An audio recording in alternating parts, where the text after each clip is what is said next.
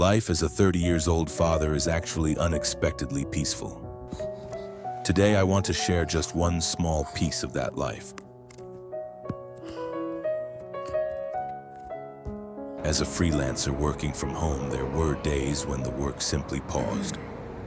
A gap between projects, a client gone quiet while they mulled over feedback. Those small pockets of stillness had become a gift, the perfect chance to take my baby in for a checkup, but also relax and unwind. We buckle him into the car seat before the city has fully woken up. He has this way of looking out the window. Fists loose, mouth slightly open, entirely unimpressed by the concept of being early. At the hospital, he performs his usual routine. Mild outrage at being weighed, brief betrayal in his eyes when the nurse takes his temperature.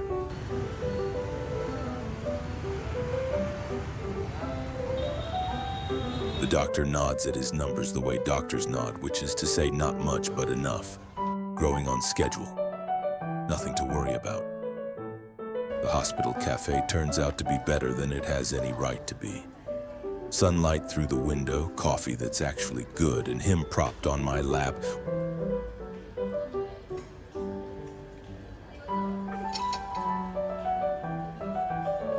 Eating one-handed has become its own quiet skill by now.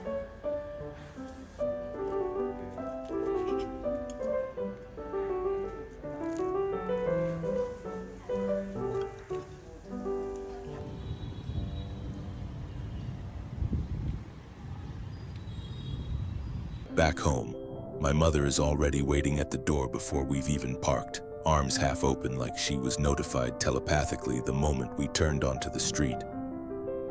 The baby goes to her without complaint. More than that, actually, he goes to her happily. The kind of happy he rarely shows us. I choose not to take this personally. And just like that, we're free. No stroller, no diaper bag, no small person to negotiate with. We go for bun do, the kind of lunch that requires both hands and zero interruptions, and for once we get both.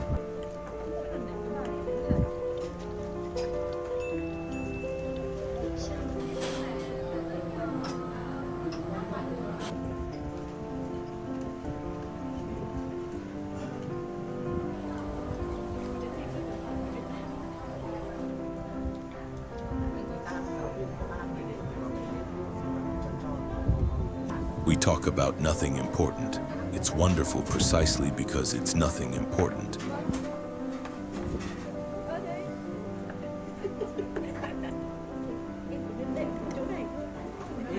Afterward, we wander into a small fair that's set up near our place.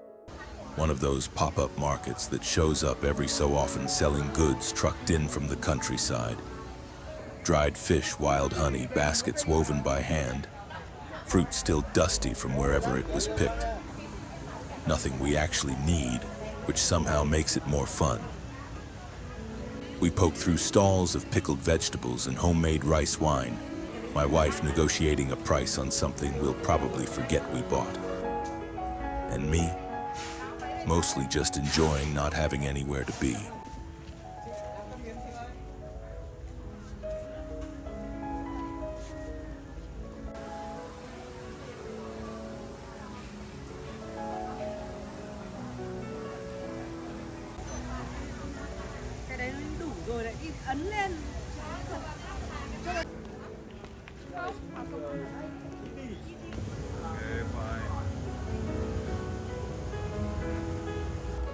It smells like fermented everything and cut sugarcane, and for 20 minutes we're just two people with nowhere to rush to, which on any other day would be a foreign feeling entirely.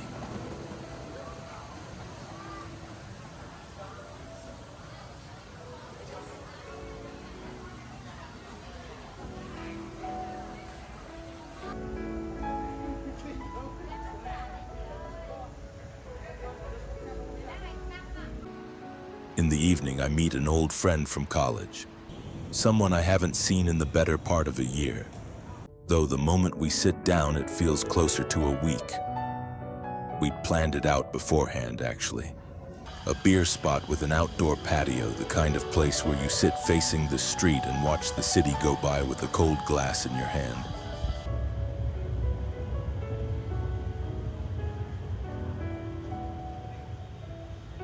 And for a few days leading up to it, that's the image I had in my head. Naturally, we get there and there's not a single free table outside. Every seat with a view is taken, occupied by people who apparently had the same idea only earlier.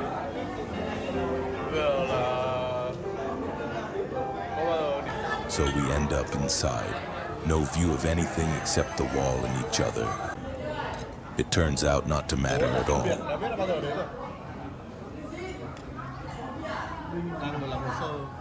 I walk home once the streets have gone quiet, and my phone lights up with a photo from my wife. The baby asleep, milk drunk, one arm flung out like he's claiming territory even in his sleep. Nothing about today was extraordinary. A checkup, a coffee, a borrowed afternoon, an old friend and a few beers. But it was full, completely, quietly full. And some days that's the whole point.